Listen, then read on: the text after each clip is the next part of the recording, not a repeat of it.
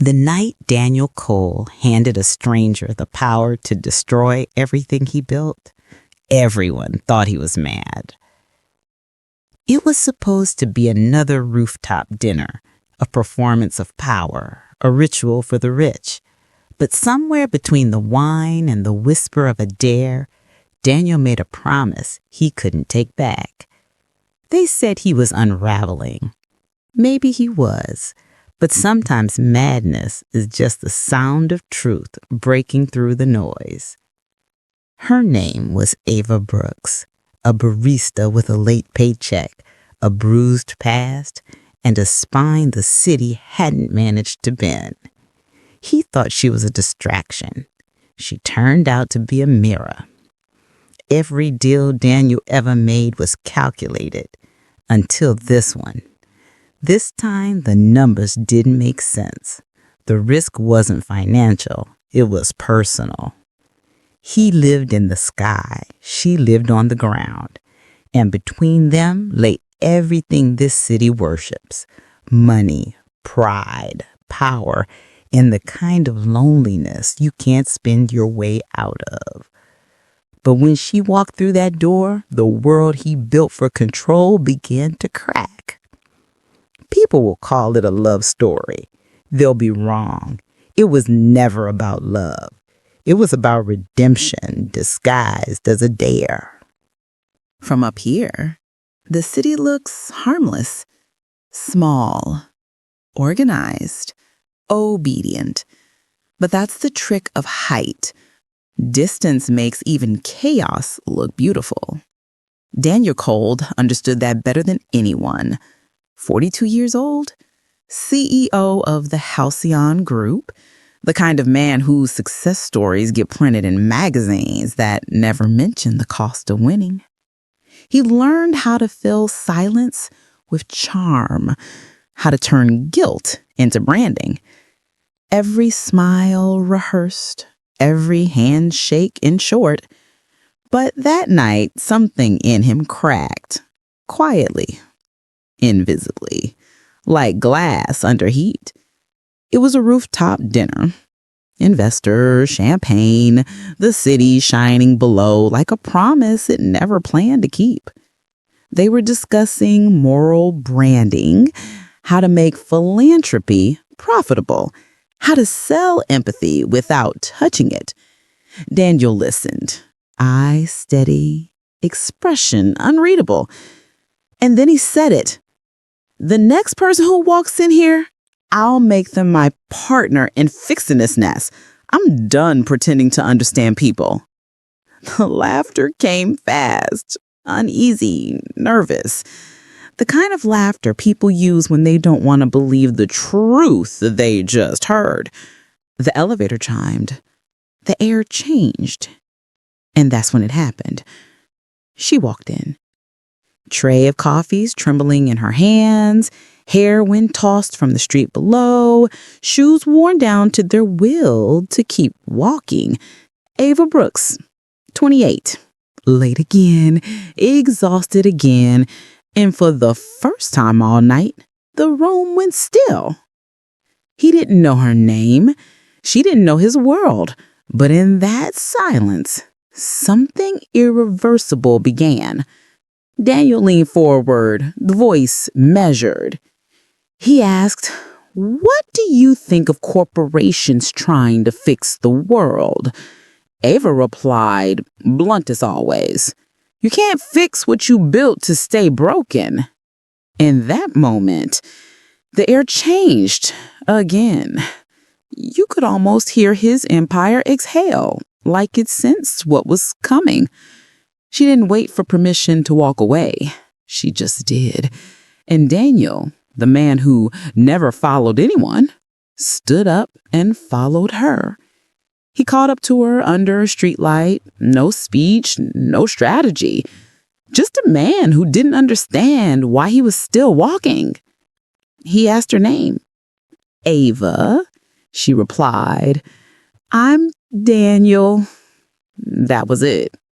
No music, no sparks, just two people standing in the same city. carrying very different kinds of exhaustion. He watched her leave, hands in his pockets, trying to understand why a stranger's honesty felt like a door he didn't know he locked. Daniel sat before the skyline, wine glass empty, laptop open to unread messages. His own reflection staring back at him. He replayed her words. You can't fix what you built to stay broken, over and over, like a line from a book he'd been avoiding for years. Some people chase power their whole lives. Others accidentally hand it away in a single conversation. That night, Daniel canceled a $1 billion merger. No one understood why. He didn't either. Not fully. Books stacked on the floor, half-eaten takeout, sticky notes everywhere, shelter fundraiser, shift swap, rent due. She texts her friend. He wants to meet tomorrow. Coffee. Should I go? Her phone buzzes. Her friend sends back one emoji, a raised eyebrow. She sighs, tosses her phone aside, and stares out the window at a skyline that belongs to men like him. You ever meet someone who doesn't fit your story, but somehow rewrites it anyway? That's what this was. The moment before the storm. The kind that looks harmless until you realize it's changing the air you breathe. Two strangers, two different worlds, and a single question neither of them could stop asking. What happens when the truth walks into a room built on lies? Tomorrow, he'll call it a meeting. She'll call it a mistake. But the city will remember it as the day everything started to break. When Daniel Cole promised to meet her again, most people expected him to send a driver. He didn't. He took the subway for the first time in 20 years. He didn't belong down there, pressed between commuters, coat too clean, eyes too careful. But maybe that was the point. He wanted to feel the weight of other people's mornings. The shelter sat on the edge of the city, brick walls chipped by winters that never forgave. Inside, the smell of soup, detergent, and second chances. Daniel walked in like he was trespassing on something sacred. At first, he offered money. Ava handed him a broom. He swept in silence, listened to women's hell stories of nights spent outside, of children they were still fighting to get back. He didn't interrupt. For once, he didn't have an answer, only ears. That's where he learned about Ava's brother. Her voice cracked once, but she kept talking. About addiction, about hospitals that discharged him too soon, about how grief can live in the same body as hope. Daniel realized something he hadn't in years. When you build walls high enough, you don't just keep the world out, you trap your own soul inside. Later that week, it was Ava's turn. She stepped into his world. Marble floors, mirrored elevators, a conference table longer than most apartments. The boardroom smelled of confidence and coffee money couldn't buy. Daniel introduced her as a consultant. They laughed. She didn't. You speak about growth like it's oxygen, but who's breathing it? Ava asked.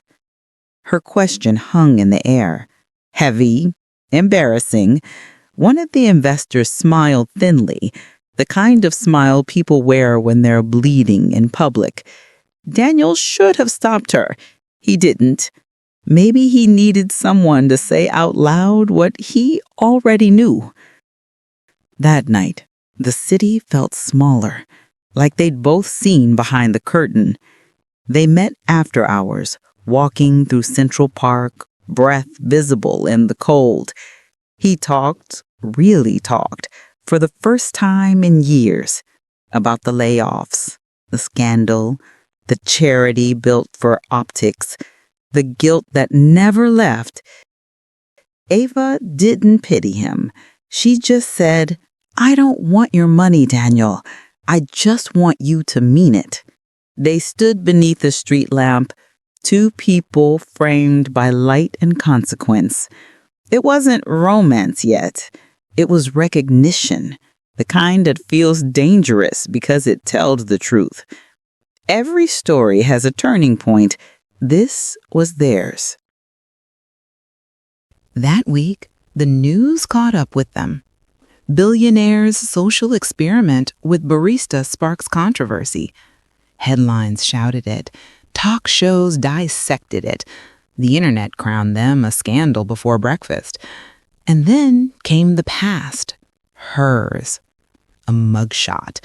A story pulled from court records no one had bothered to read. Assault, it said. They never mentioned she was protecting her brother. Daniel's board panicked. Emails poured in. Lawyers called it a crisis. He called it human. But crisis is louder. The board demanded he ended. They offered language to make it cleaner. Step back from public involvement. He hesitated. Ava saw the hesitation before he even spoke, and that was enough. "You don't need a partner, Daniel," Ava said. "You need an audience to forgive you." She walked out, the same way she walked in. No drama, no tears, just the sound of someone reclaiming herself. Daniel stood alone in his penthouse, the skyline blinking like a pulse on a monitor. Every window reminded him of what he'd lost and what he never really had. He poured a drink but didn't touch it. The glass caught the reflection of the city below.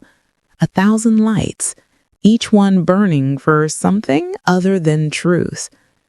He whispered her name once, just to see if it would echo.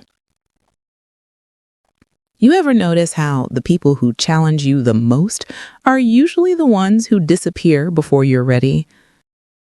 What would you do if the one person who saw you, really saw you, walked away, and this time you couldn't buy your way back? For Daniel Cole, this wasn't heartbreak. It was exposure. And the hardest part of exposure isn't what people see. It's what you can't hide from yourself anymore.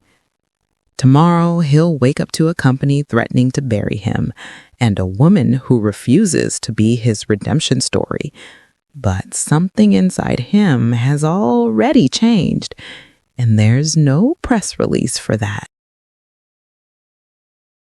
The morning after a fall always feels quieter, as if the city itself is waiting to see what you'll do next. When Daniel Cole opened his eyes, the world already had its verdict. Headlines, tweets, think pieces. Everyone had a version of his story, except him.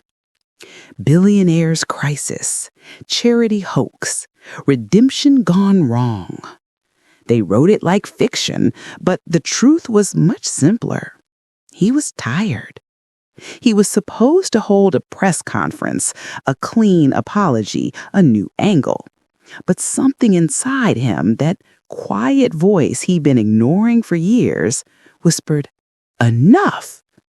He sat alone in his office, no camera crew, no makeup, no script. Just a man who finally had nothing left to sell. "I built a company that took more than it gave. I can't fix that alone, but I can start by stepping down." He turned the stream off. Just like that. No headlines, no applause, just the sound of his own heartbeat. And for the first time, that sound didn't feel lonely. He spent the next weeks dismantling what he'd built, resigning, selling properties, redirecting every asset into something called the Halcyon Foundation for Second Chances.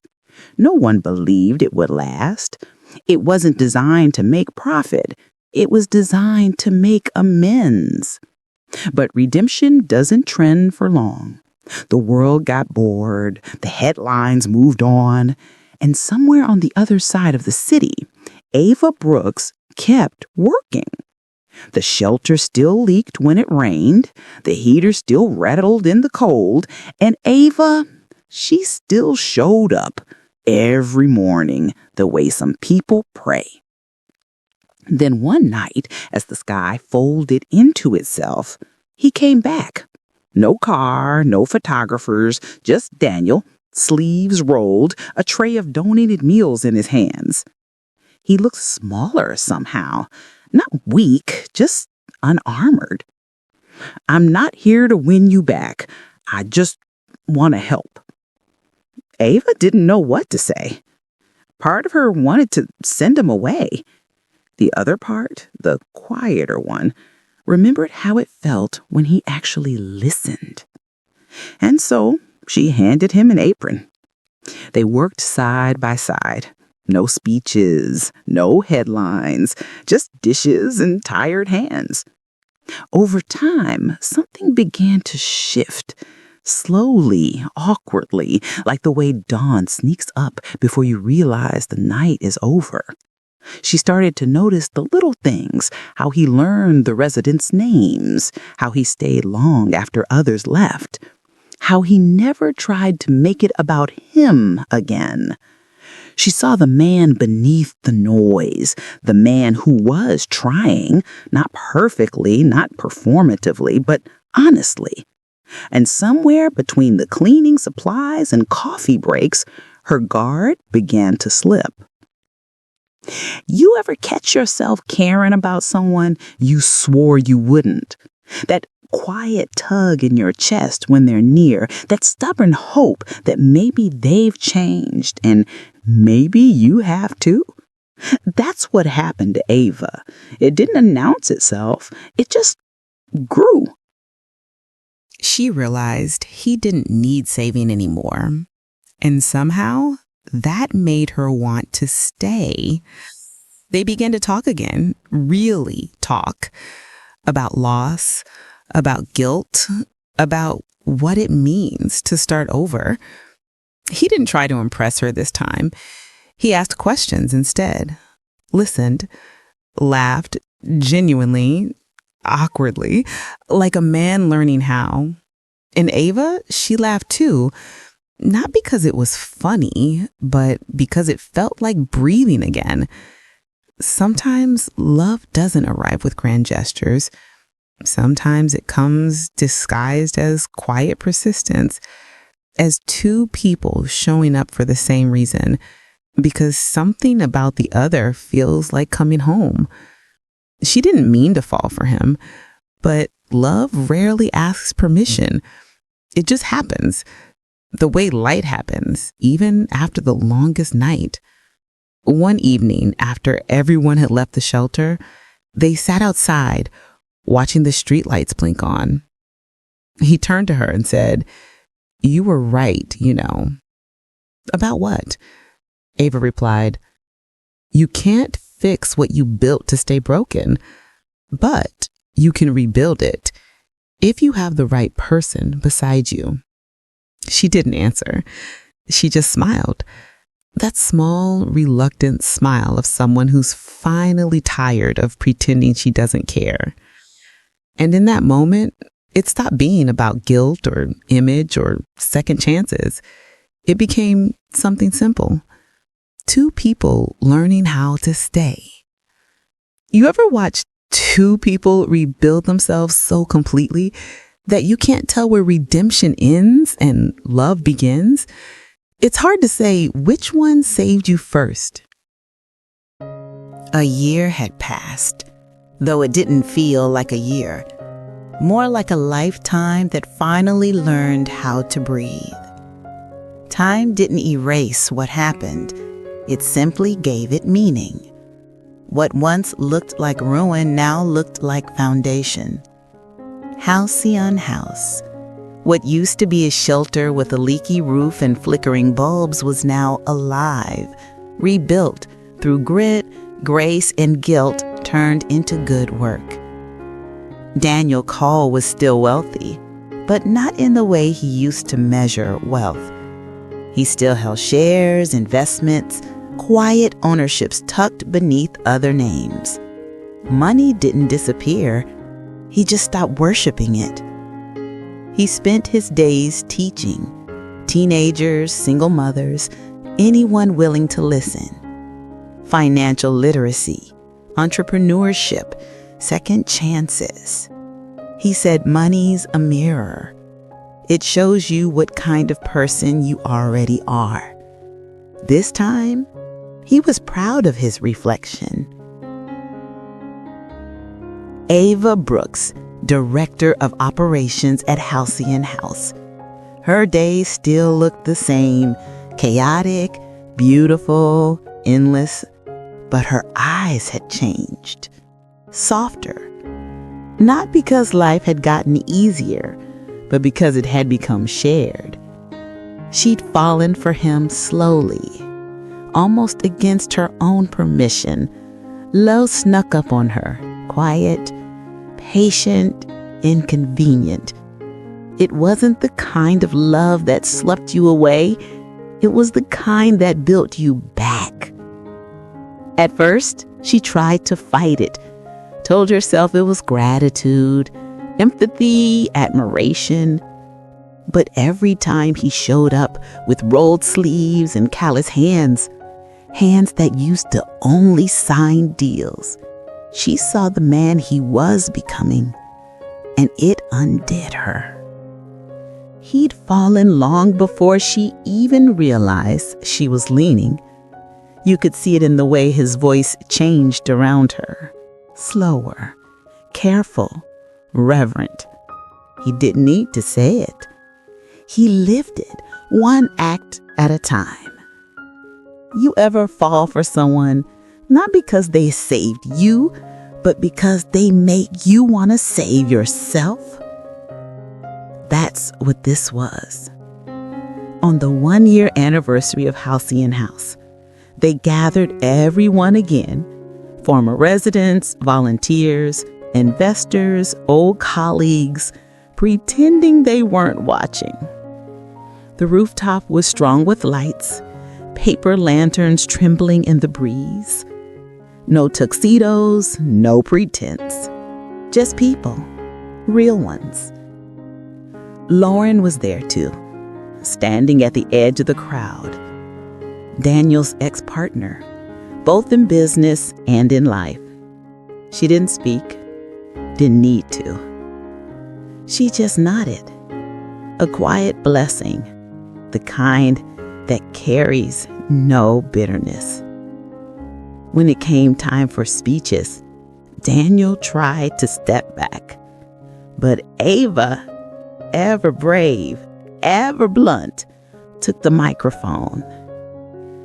What? You bet on a stranger. I'm glad you lost that bet and found yourself. Applause. Faint laughter, soft, ambient chatter. Daniel smiled, the kind of smile that only happens after surviving the version of yourself you thought you had to be. And then something happened that no one expected. He took a step forward, slow, unhurried, until he stood right beside her. You could feel it in the air, that unspoken pull between two people who'd already chosen each other long before this moment. You were right, Ava. The next person who walked through my door changed everything. You turned my life into something worth keeping. He didn't kneel. He didn't need to. He just opened his hand, and in it, a simple silver band, the kind that didn't cost much but looked like forever. He didn't ask for her answer with words. He asked with a look that had been waiting all year. Ava didn't cry. She just laughed. That small, disbelieving laugh that only comes from joy you never planned for. Then she said, "You never stopped betting on me, did you?" Daniel replied, "Only this time, I won." Applause rises softly beneath the piano. They kissed, slow, unhurried, surrounded by applause and the hum of a city that for once wasn't judging them. It wasn't perfect, it was real, and that made it everything. The night stretched long after that, lanterns glowing above the rooftop, laughter spilling into the streets. The building below thrummed with new beginnings. Every door opened, every room told a story of someone getting another chance. A child ran through the hall, Sue squeaking on tile, laughter echoing up to the roof. An older woman held her first apartment keys in trembling hands. And somewhere in that noise, Daniel and Ava stood, watching it all unfold. You ever look at someone and realize you're standing inside the life you used to only imagine? That's what this was. Not a fantasy, a home. Halcyon House became more than a shelter. It became a symbol that redemption doesn't erase what you were, it transforms what you can be. Daniel stayed wealthy, but now his wealth had a purpose. Ava stayed humble, but now her humility had power. Together, they built something that would outlive both their names. Sometimes redemption isn't a miracle, it's a conversation. One honest enough to change 2 lives, and brave enough to change many more. And maybe, just maybe, love is what happens when redemption learns how to stay. Let me know what you think in the comments below. I really want to hear your take on this one. And if this story moved you, if you felt even a glimpse of truth in their love, please take a moment to like this video. It helps more people like you discover stories that remind us what it means to feel. Don't forget to subscribe because the next story might just be the one that stays with you forever. This was Millionaire Love Tales, where hearts remember what money forgets.